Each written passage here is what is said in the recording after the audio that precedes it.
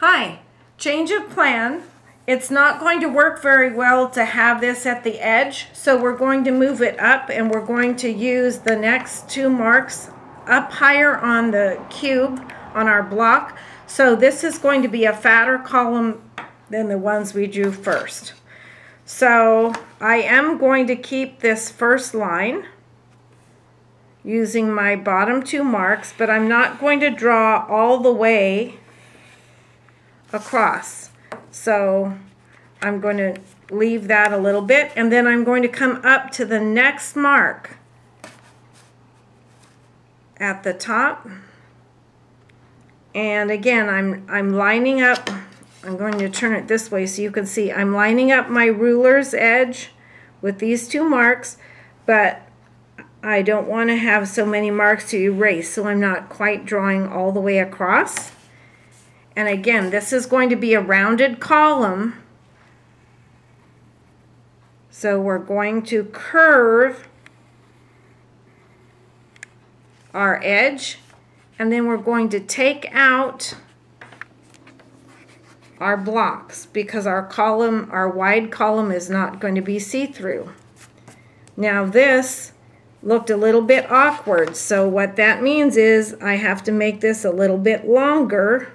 I made it a little bit too short, so the column has to be on the block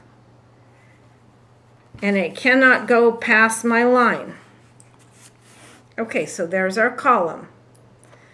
Now we're going to turn the page 1/4 turn, and we're going to do a long column here. So we'll do two columns together, and then you're going to do it by yourself. So we're not using this middle one right now. I'm connecting my lower mark, and this is going to be the bottom of my wide column. I'm not drawing quite all the way across. And then I'm coming up to my highest mark, and this will be the top of my widest column.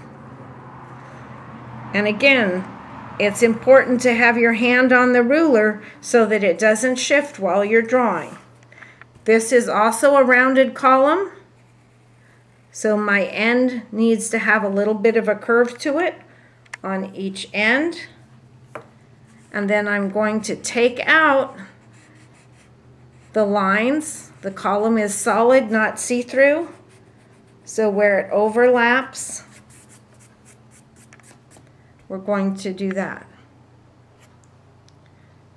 Okay, so now you're going to have two big columns to do by yourself.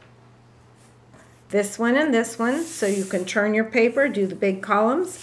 And we're going to do one set of columns, add the small columns here and the small columns here.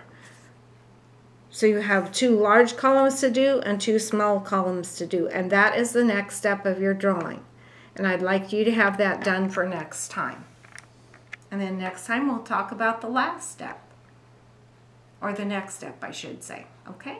All right, happy drawing.